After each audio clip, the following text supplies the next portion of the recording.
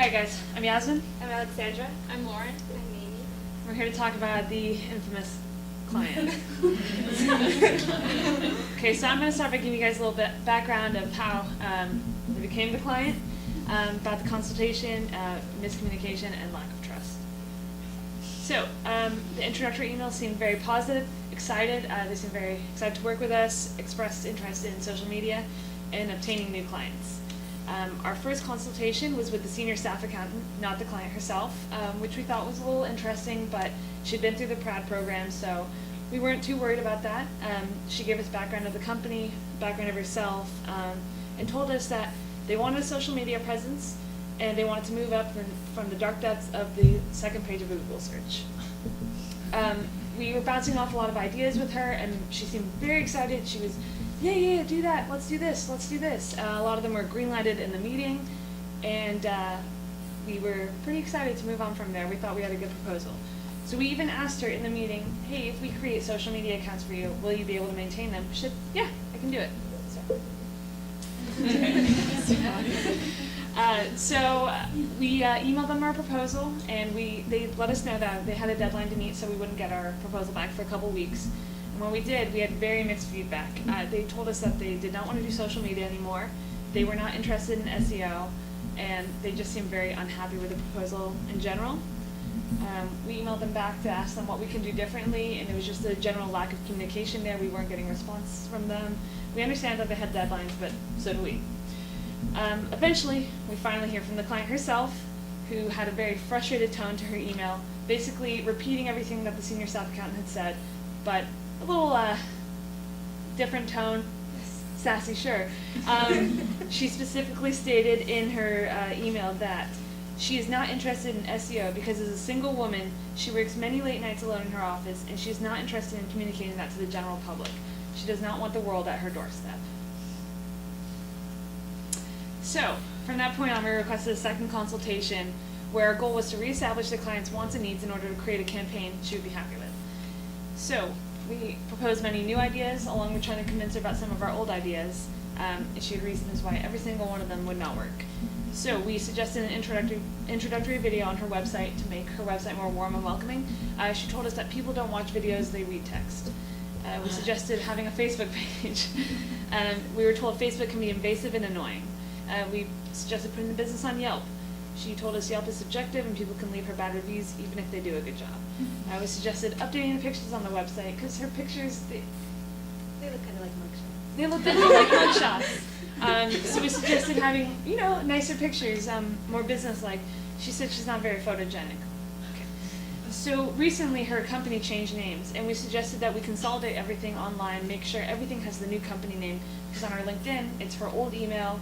On her website, it's got somewhere has our old company name, so we said we need to bring it all and have your new company name. She told us that many of her current clients only know her as her old company, and they wouldn't really be okay with switching. So as you can see, every one of our suggestions were shot down. We felt like we really couldn't do anything from there. So all we were able to do at this point is make some revisions to her website, which Lexi will discuss. So since we were unable to do much for the client, our success and it's pretty much measurable what we did, and that's like pretty much the website, and it's pretty much we created credibility by updating the testimonials, updating the aesthetic of the website. We weren't allowed to do much with it, and then we did some SEO. So for the testimonials, since this was kind of like our main thing of credibility, she didn't want Yelp, so no one could really know that she's really there. Her old testimonials did not seem credible at all. The second one actually reads, Lucy, this time I'm sending flowers to celebrate. Thank you again for your help. I'm off the hook. You just rock. It seemed really shady and just kind of really fishy because it didn't have a person's name to it. It didn't say like what she did. None of it seemed very credible at all. So we requested new testimonials from her clients. She received 3 of them, and they're actually very long and very descriptive. It talks about her work ethic, how her company helped them and everything like that. And it actually contains a name, a business, and a title. So you can actually refer to this client as well to see if it's legit. And onto the website. So we made minor adjustments to the website, and as you will see in the following slides, the homepage had too much information. Everything was very repetitive, so you didn't really spend time on it because you can just scroll down and then you're done. And then the site did not seem credible at all. There were random stock photos on it, and then the photos were irrelevant as well. And then the new website is easier to navigate. We switched the colors up, and then we kind of only used the homepage for a background. It just had their logo and about me, and everything else was stuck to the navigations and the tab. So this is the only way we were able to measure success. Pretty much SEO is referred to as natural, organic, or earned results. However, you can see a spike. And surprisingly, on Tuesday, it's the most popular day. And I'm moving it on to Yasmin again for recommendation. Alrighty, so do a brief SWOT analysis to assess where her company is. Strengths: the client has a good reputation with clients. Most, if not all, the business is acquired through referrals and word of mouth. The client made that very clear that she has a very good reputation in the community, and most of her business just comes from people being happy with her work, which we thought was really positive, and we could work off of that. Her weaknesses: she has a very small online presence. She does not have a clear concept or vision regarding the marketing and advertising of her business. It seems quite all over the place. Opportunities: the client is very well established in her field and could obtain new clients through advertising if she wanted to.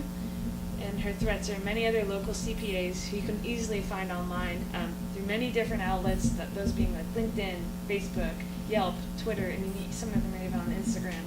But it's just the fact is that you can find every single one of her competition at every single other CPA in the area, but you can't find her. So our first recommendation is to create a social media presence. We highlighted 2 avenues that we feel would be best for her. Facebook, you can share basic information such as her business name, office hours, contact information, description of services. It can offer her analytical data based on what her followers are doing, so what posts they're liking, they're sharing, when they're viewing her page, and it will help with SEO.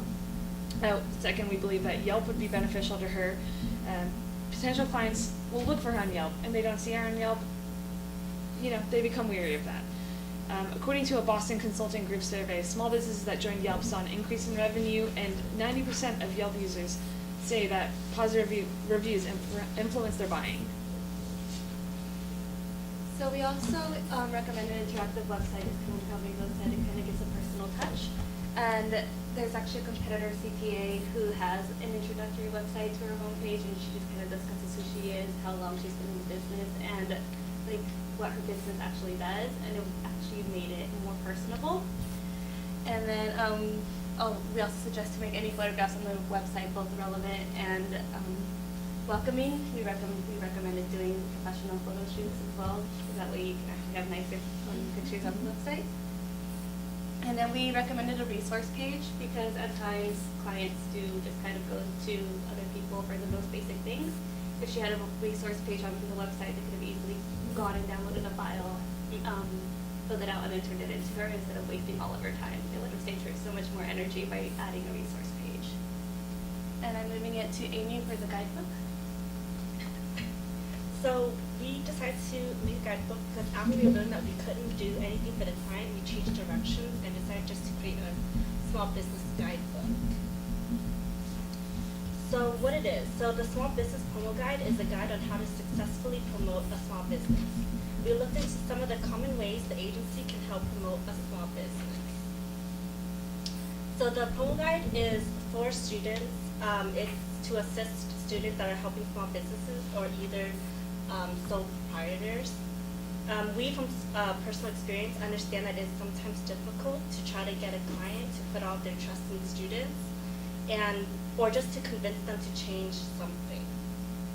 The avenues we used were events, promotional items, social media, website, and blogs. So for events, it's great because if small businesses host events, they could receive news mentions and brand exposure, as well as interact with customers, existing and potential. For promotional items, it could help engage loyal and new customers while emphasizing the name and logo of the business. For social media, it's a great opportunity to share content and receive feedback. And for website, in this digital age, a website makes the business seem more credible and easier to find since customers usually Google a business before they actually use the business. And for blogs, it can boost search engine optimization and also develop relationships with potential and existing customers. And I'll move on to Lauren. So briefly, I'm just going to go over the calendar.